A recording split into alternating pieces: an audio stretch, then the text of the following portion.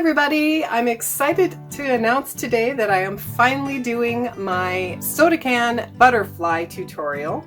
If you've been following me for a while, you know that I've made a lot of different insect creatures using beer and soda cans that are made into beads. You've probably seen my little ant, I've made a caterpillar, there's a bumblebee, a dragonfly, a ladybug, and even a grasshopper.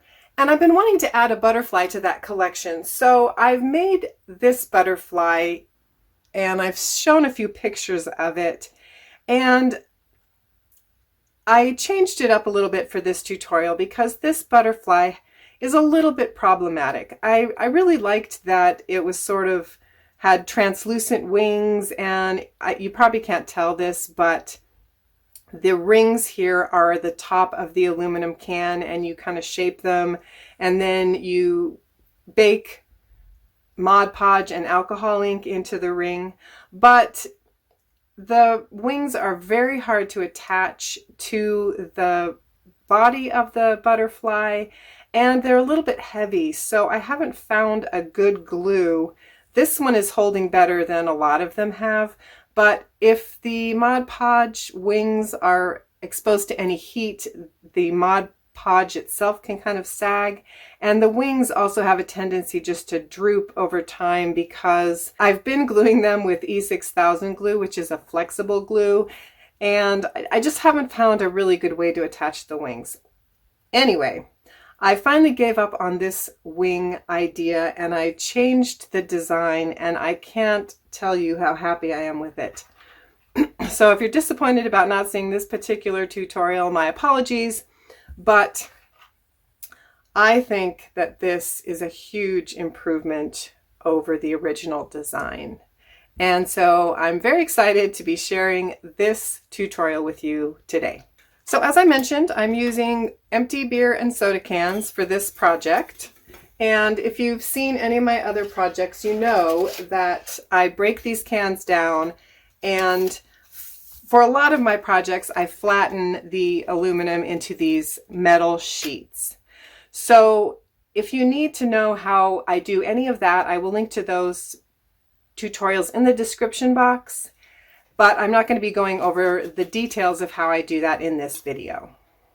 The other thing you're going to need to know is how to make this oval bead from the aluminum cans, and I have a full tutorial on that as well. And I've also covered the different ways that I color the beads, so you can check that tutorial out as well.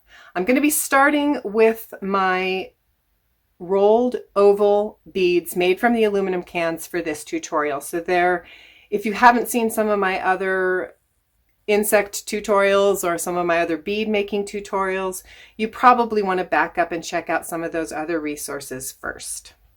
So the starting point for today's tutorial is that you're going to have 4 of the oval beads rolled, colored, and sealed to make the butterfly. You also need some 20 gauge wire. I like to use the copper wire, but you can choose any color that you want. You're going to need some round tipped jewelry pliers. You need a couple of small black beads. I'm going to use 5mm round beads. And you need a little bit of E6000 glue, and a toothpick is also helpful. So the first thing I want to do is I want to cut my wire, and I need 2 pieces that are 11.5 inches long, 1 piece that's 26 inches long, and 3 pieces that are 7 inches long. So I'm starting with my 2 11.5 inch pieces of wire, and I want to just make a loose coil at one end of each of these wires. So I'm going to start in the middle portion of the barrel of my round tipped pliers here, and start making sort of a small coil, and then just loosely let the metal roll into a nice curved open coil. And I'm going to repeat that process on the other 11.5 inch piece.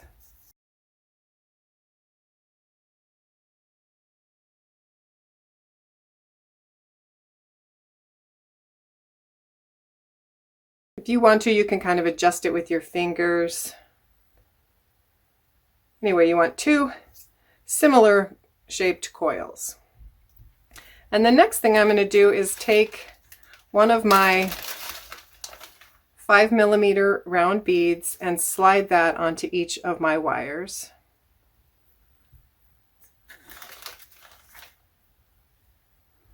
If you've seen some of my other insect tutorials, this step will be somewhat familiar. And then I'm going to choose one of my oval beads, and I'm going to slide one of my wires through the bead. And this curled part is going to form the antenna. So however long you want to make them, you can make them a little shorter or a little bit longer. You probably don't want to make them too much longer than a couple of inches. So I'm going to fold that up, and I'm going to take the opposite end and fold it back the other way to kind of hold it in place. And then I'll take my other wire and I'll feed it through the opposite direction. And I want to make this antenna about the same length, so I'm just going to fold that up as well.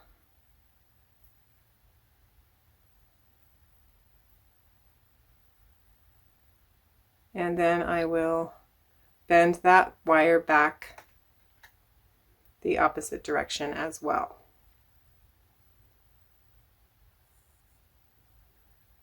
So I've got the 2 eyes and the antenna formed, and then I've crisscrossed the wires underneath. So next I want to take my long wire, the 26-inch piece, and I'm going to feed it through this bead as well.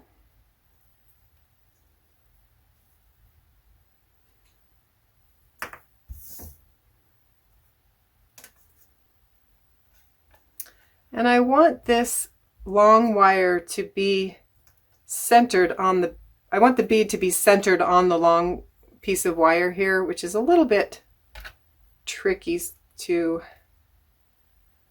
measure, but you want it to be fairly close.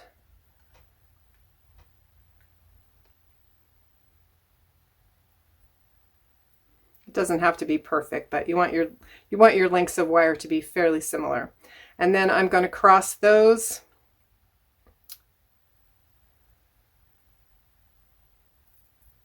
on the bottom of the bead as well.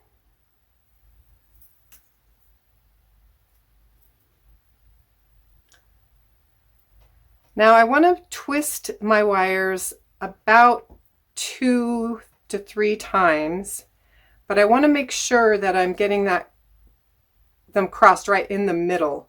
So you want to be extra careful with this first twist, just to make sure that you're not sliding off the center of the bead.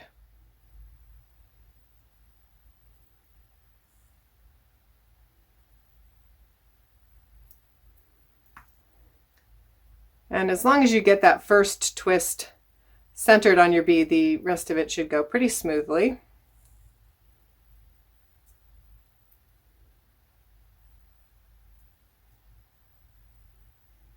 You're forming sort of the neck. I don't know if butterflies have necks, but that's what we're forming. So you don't want to make it too long. Once you've got your twists finished, you're going to take your short pieces of wire and kind of put them together.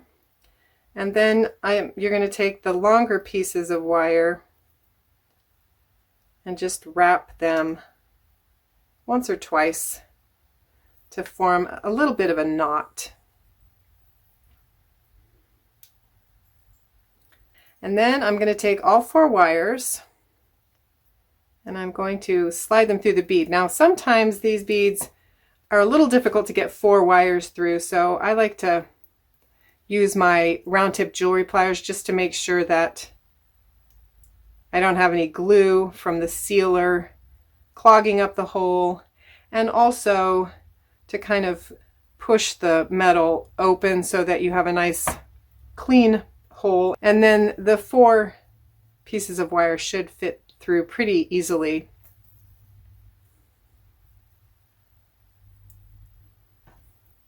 So I'm going to slide the bead all the way up to my knot that I've made. If you want to, you can kind of tighten up those wires with your pliers if you need to. Some of the wire is stiffer to work with than others, even if you get the same gauge wire. I've noticed the copper wire is a little bit softer than the silver wire. If you have difficulty working with the wire, you might want to use the copper. It seems to kind of be the softest and easiest to work with in my experience. So once I have that first bead on there, I'm going to take my 2 long wires and I'm just going to wrap them a couple times around the short wires to make another sort of knot shape at the bottom of this bead. And then I'll put them back down together and slide on my next bead. And I'm just going to repeat that process until I have all of the beads on the wire.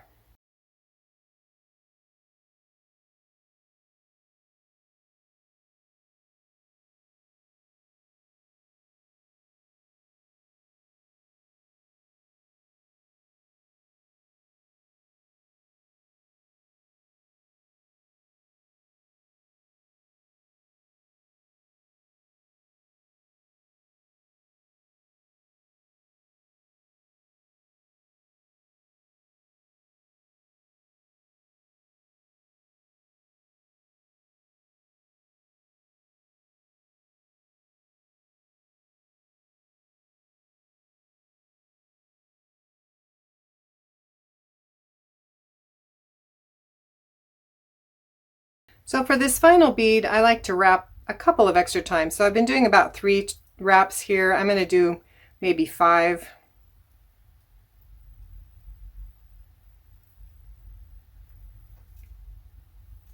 And then I'm going to go ahead and push all my wires back together again.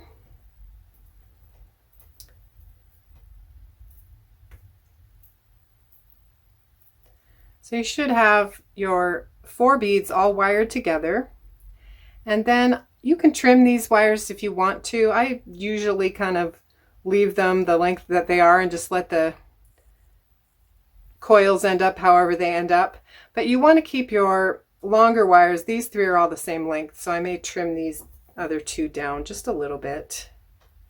I like to have kind of shorter wires on the outside and the longer wires sort of in the center. And then I'm going to make similar coils to the antenna here, but probably a little bit bigger and a few more coils.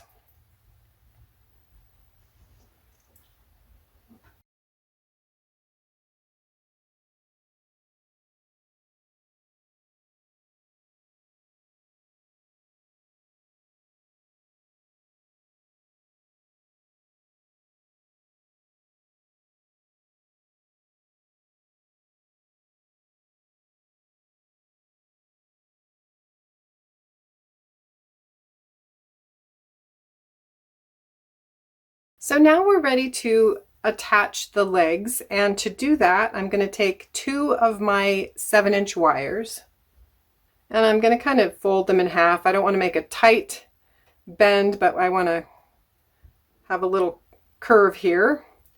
And I'm going to take these beads and wrap them around the bottom of the second bead. You may find it easier to wrap 1 wire at a time, but basically you want to just crisscross the wires as tightly as you can.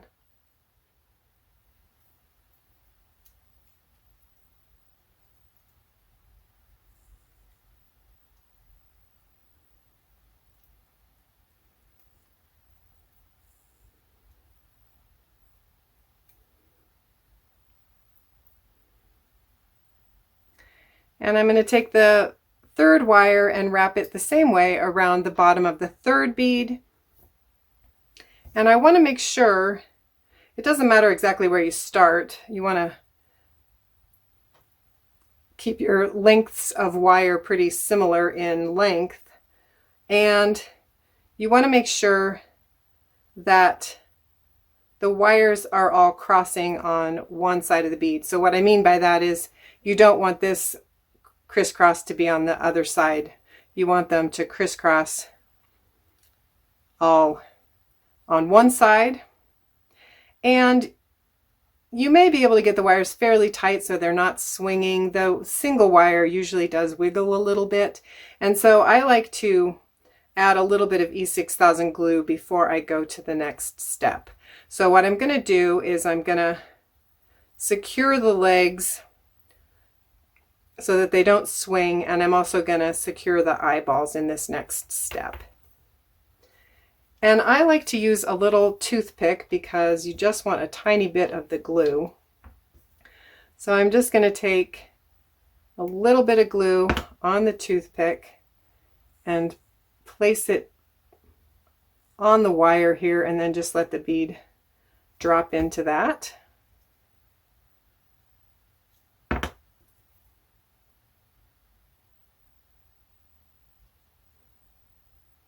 And then I'm going to put a little bit of glue on my connections where I've added my 7-inch wires.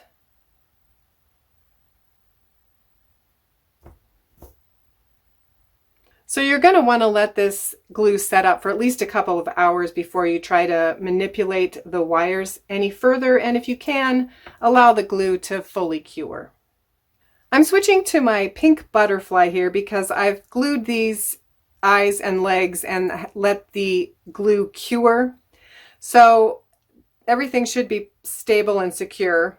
And I'm going to go ahead and shape the legs in this step.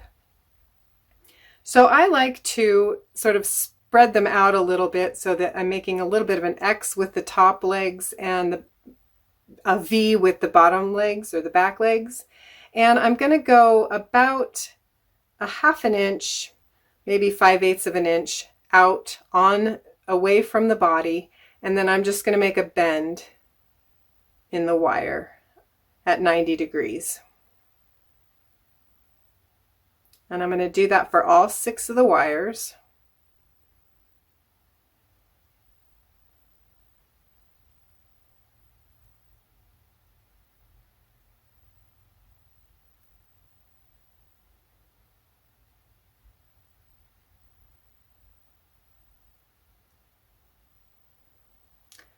And these wires are fairly close in length, but once you have your legs bent, you can see where some of them are a little bit longer or shorter, and you want to go ahead and just, what I do is I just trim down to the shortest length that I have. So if you find that your wires are a little too long, you can trim them all down, but I like to make a fairly big coil at the bottom, so I just leave them as long as the shortest one.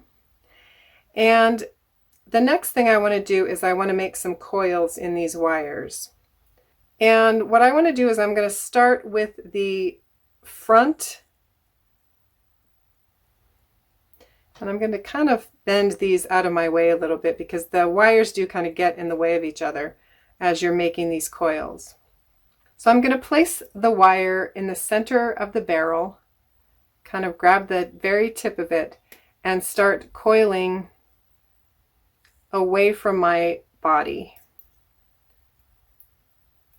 And I want to roll the wire toward the back of the barrel so that the coil goes toward the front, if that makes any sense. And I'm going to go ahead and just roll this up until I have the leg about 3/4 or a 1/2 inch long. And you can adjust that length if you want to, but at this point I'm going to start with that, and then I just want to pinch that coil together. And then I'm going to take the second wire and just roll it the same way. But you can see that the wires do kind of get in your way as you're rolling, so you want to kind of push them out of the way without damaging the wire too much. So I'm just going to roll this to a similar length. Now, to if you want the piece to stand up, you're going to want the legs to get a little gradually shorter as you work toward the back. So I'm going to make this second coil a little bit shorter, and I'm going to make my last coil just a little bit shorter than the middle coil. But you can see that the coils are all going forward. So to continue with that, I want to do, I'm going to get my wires out of my way here again a little bit. And for this side, I want to make sure I'm holding the piece the same way, or the same direction, and I'm going to roll toward myself instead of away. But I'm still going to let the coil work its way down the barrel as I'm wrapping so that the coil ends up going to the front.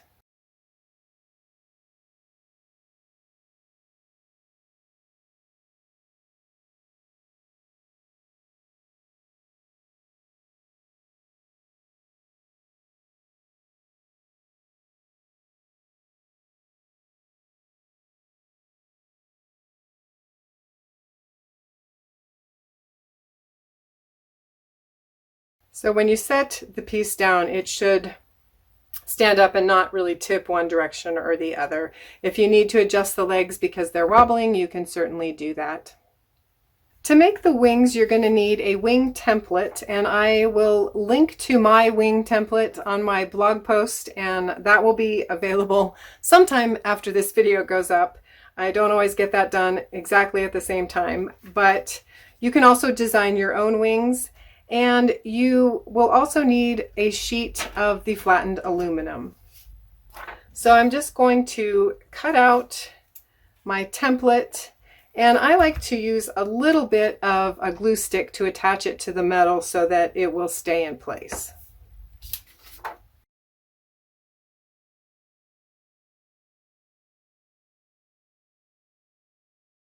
I think it's easiest if you emboss on the printed side to start with, because it can be kind of hard to see your design on the printed side.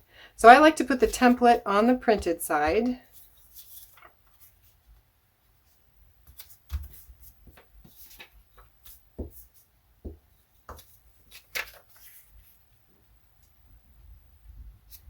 And then I'm just going to carefully cut that out using a regular pair of scissors.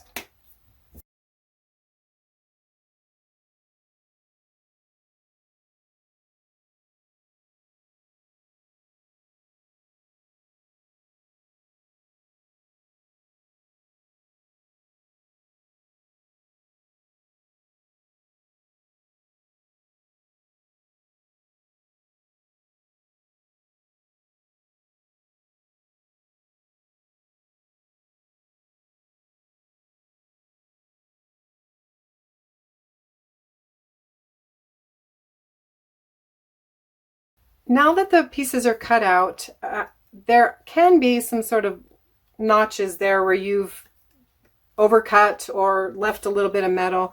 And I like to just use the cap of my glue stick to kind of flatten those down and just get rid of the burrs. It makes the metal a little safer to handle. And I've also got a soft pad here and my embossing tool. So I want to go ahead and just emboss all of these lines in using the small tip of my embossing tool. And this I got at the Dollar Tree, so embossing tools are very affordable. You just want to be kind of careful. And on this first pass, I'm going to press pretty hard, but I want to go carefully and stay on all of my lines.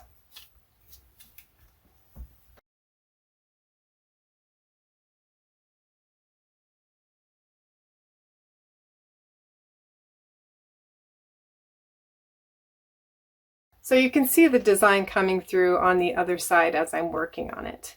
So I'm going to finish tracing the rest of these lines.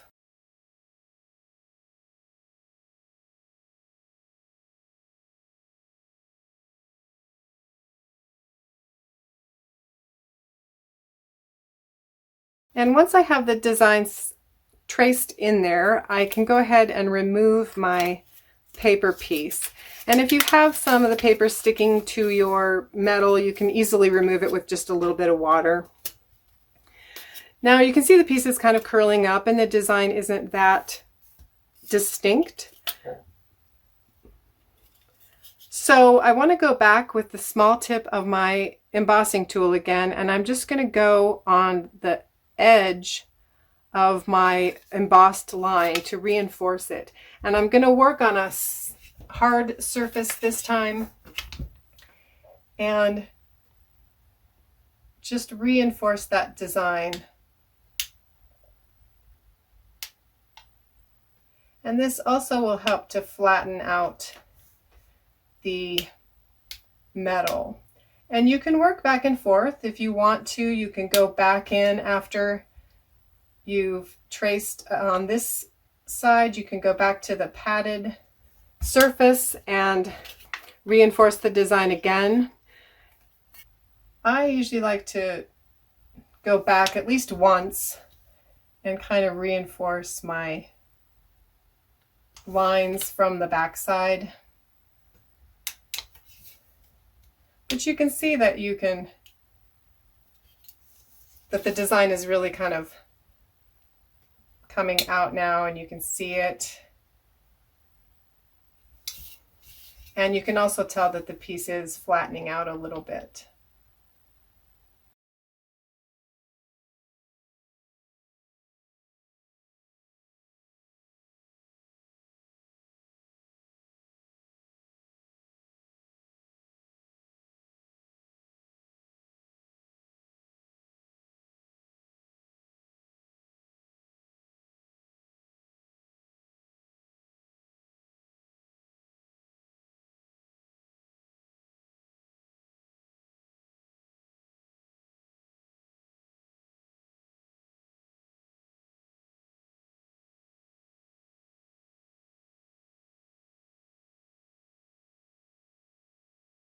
So you can see here where I kind of ran into my line, so I probably would go back and try to reinforce that from the other side.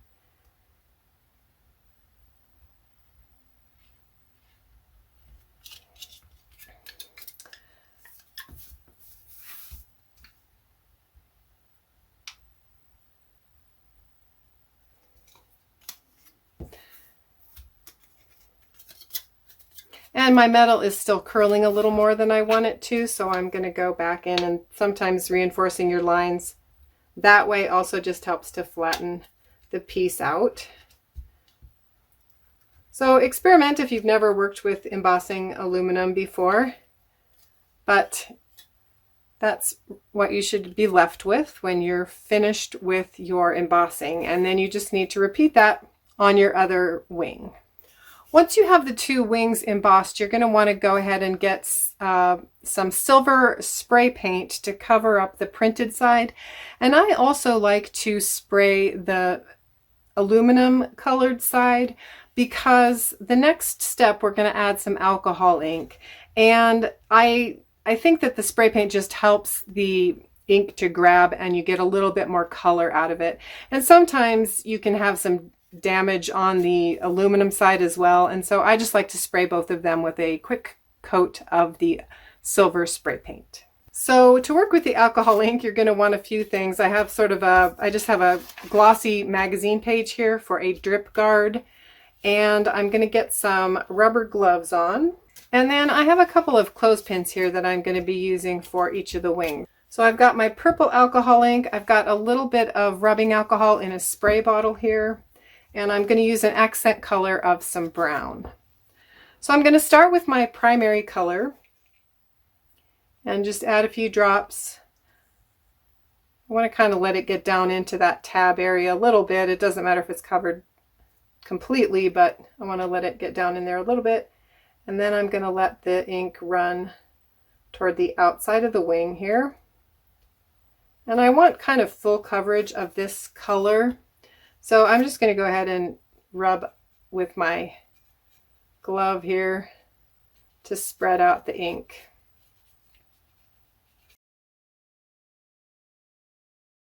And then I'm going to add the primary color to the back side as well, just in a similar way. If you're experienced with using alcohol inks, you might think I'm breaking all the rules. I don't know. You're probably not supposed to do it this way. And I'm not worried if I get it right to the edge of the wings, because I'm going to go back with my accent color and just add a little bit to the edges.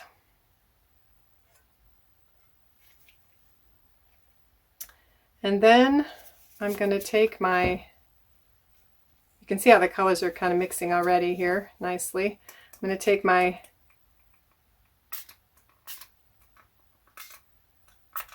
spray bottle and just add a little bit of alcohol and let the colors just mix. Now, you can decide which way they want to drip. You want it to drip. I kind of like the brown to be more on the outside edge, so I'm going to let it drip this way. And if you've got too much ink on there, you can kind of blot it off onto your drip page here.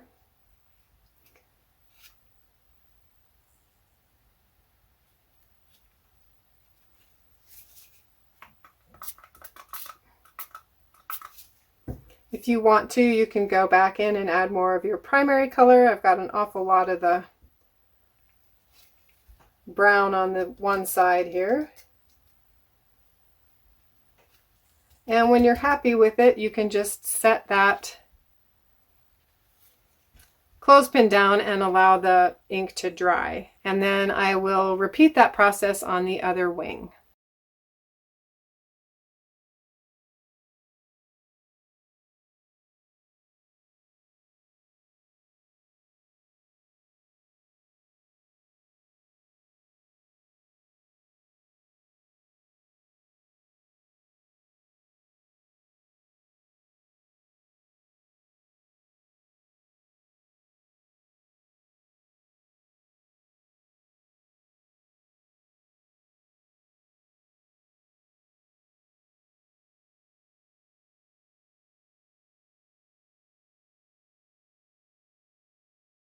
The alcohol ink will dry fairly quickly, and you can tell that it's fully dry when it has sort of more of a dull finish to it.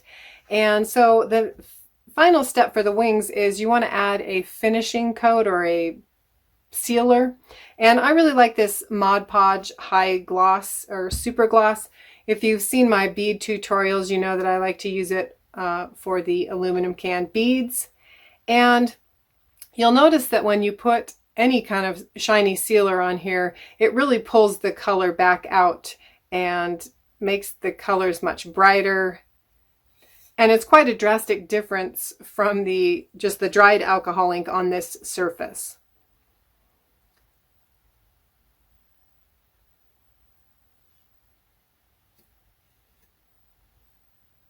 You want to be a little careful with this step. The alcohol ink will continue to bleed and move a little bit when you add your sealer.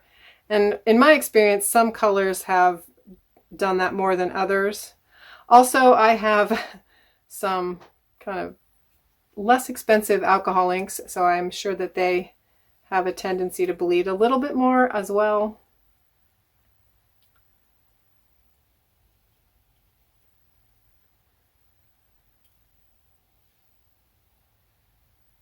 But you can see how pretty and bright the color is now.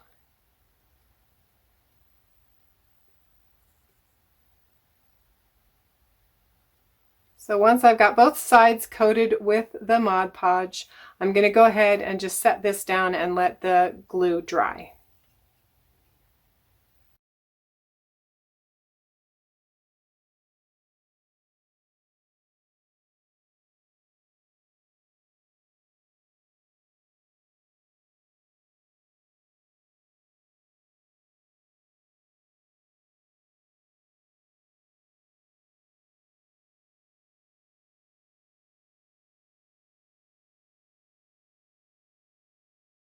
I'm going to switch back to my pink butterfly now because these wings have had time to dry, and I'm going to attach one wing at a time. And to be honest, I haven't found the a perfect way to do this, but I think the simplest way is to take the first wing, and I'm going to use the bigger end of my embossing tool now, and I'm just going to kind of draw a circle in this tab portion to kind of make an indentation to shape around the bead a little bit. And you want to make sure that you're fitting it in there before you put your glue on and sort of shaping that around the center bead. And then I'm going to add a little bit of E6000 glue, and I'm going to clip that on to hold the wing in place.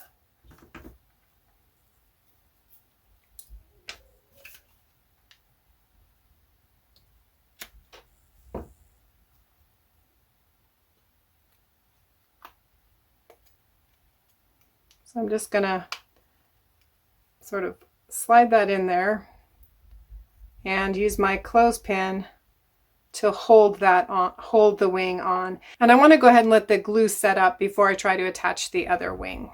So I'm switching to the orange butterfly now, and this glue has had time to cure, so I'm going to repeat the process on this other wing. So I'm going to make my little indentation to shape around the bead. And then you'll notice that this leg is back a little bit farther, so this wing fits a little tighter, and I'm probably going to need to trim off a little bit of the tab in order to make this wing fit properly.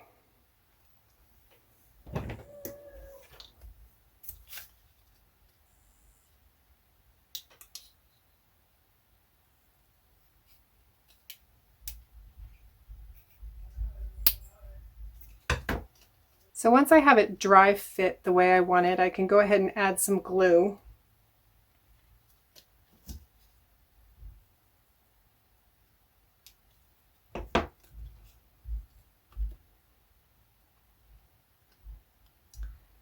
And then for this wing, I'm going to use my legs to kind of hold it in place.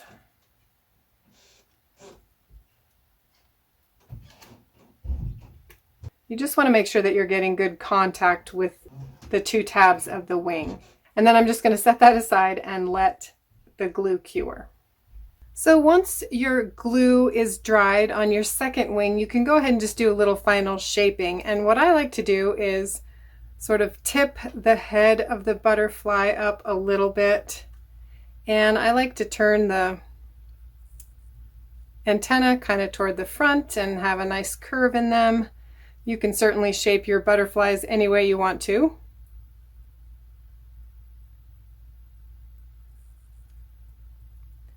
And I also like to kind of make sure that all of the little tail feathers show. I mean, I know butterflies don't have tails, but you know what I mean. And I like to curl them up just a little bit too. You can kind of turn them up if you want to. And then you want to just double check and make sure that your coils on your legs are all the right length so that your butterfly will stand up. I think I might want to tip this one back a little bit more, so I'm going to shorten the back and the center legs just a little bit. And of course, this is all just personal preference. But once you have your final shaping done, you have your finished butterfly. Be sure to check all the extra resources that are linked in the description. There's also a place to sign up to receive the Upcycled Design Lab newsletter if you never want to miss one of my projects. If you haven't already, I'd love it if you'd click that subscribe button and join my YouTube community. Thank you so much for watching. I hope to see you back here soon in the lab for my next experiment.